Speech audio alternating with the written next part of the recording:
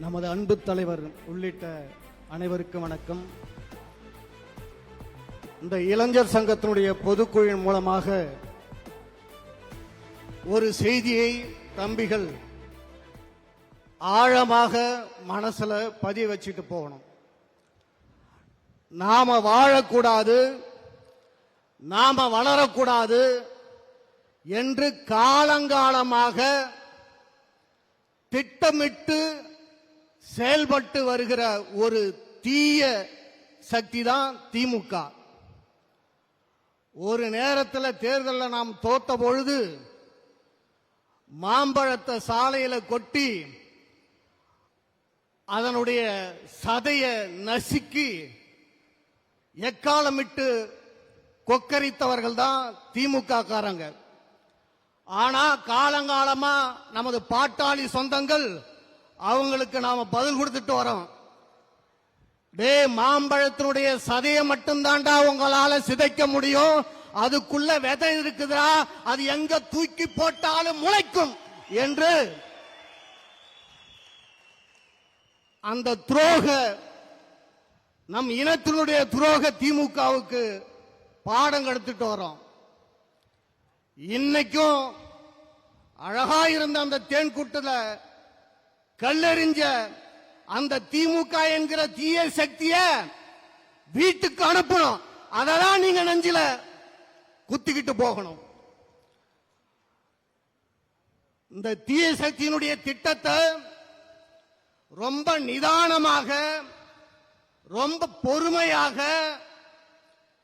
அவமானங்கள், கஷ்டங்கள், துன்பங்கள், துயரங்கள் அத்தனையும் தான் நெஞ்சில சுமந்துகிட்டு அந்த தீய சக்தியினுடைய திட்டத்தை முறியடிச்சு இன்னைக்கு இந்த இயக்கத்தை காவந்து பண்ணி வருகிற தலைவர் தான் நமது அன்பு தலைவர் அன்புமணி ராமதாஸ் அவர்கள். ஒரு சிறந்த தலைவருக்கு தேவையான குணாதிசயங்கள், ஆற்றல்கள் என்னென்ன என்று வரையறுத்து வைத்திருக்கிறார்கள். அன்பு, இரக்க குணம், உதவி செய்கின்ற மனப்பான்மை, வீரம், தியாகம், அர்ப்பணிப்பு, கடின உழைப்பு, பொறுமை, நிதானம், நேர்மை, உண்மை, முடிவு எடுக்கின்ற ஆற்றல், சிக்கலை தீர்க்கின்ற ஆற்றல், பேச்சாற்றல், செயலாற்றல், பகுத்தறிகின்ற ஆற்றல், மேற்பார்வை செய்கின்ற ஆற்றல், இப்படி 30க்கும் மேற்பட்ட பண்புகளையும் ஆற்றல்களையும் வகுத்து வைத்திருக்கிறார்கள்.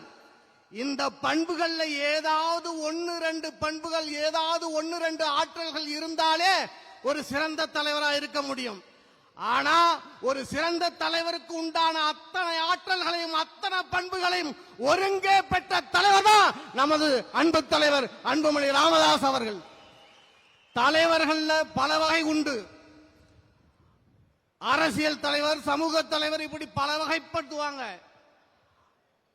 பண்புகளும் ஒவ்வொரு தலைமைக்கு தகுந்த மாதிரி பண்புகளும் முக்கியத்துவம் பெறும். ஒரு அரசியல் தலைவருக்கு உண்டான பண்புகள்ல மிக முக்கியமான பண்பு நிதானம். அந்த நிதானம் என்கிற பண்பை 100 விழுக்காடு நமது தலைவர் அவர்கள் கடைபிடிச்சிட்டு வராங்க. இந்த இயக்கத்தை காவந்து பண்ணிட்டு வராங்க. 100 நாள் நடைபயணத்தில் அவருடைய உழைப்பு சாதாரண உழைப்பு அல்ல. மதியம் சாப்பாடு 5 மணி 6 மணிக்கு தான் தலைவர் அவர்கள் சாப்பிடுவாங்க. ஒரு கோழி தன் குஞ்சுகளை அடைகாத்து காத்து வருகிற போல இந்த இயக்கத்தை காத்து வருகிற நமது தலைவர் அவர்களுக்கு இளைஞர் சங்கம் தோள் கொடுக்கணும். நாம நிக்கிற அத்தனை தொகுதியை நாம ஜெயிப்போம். கூட்டணி கட்சியினுடைய அத்தனை தொகுதியும் ஜெயிப்போம். நம்ம கூட்டணி வச்சிருக்கிற அந்த ஆட்சி தான் இந்த மண்ணில ஆட்சி அமைக்கும். இதற்காக பாடுபட வேண்டியது இளைஞர் சங்கம் என்பதை மனசில் வைத்துக் கொண்டு நீங்க எல்லாம் புறப்படணும் எழுச்சியோடு. நன்றி, வணக்கம்.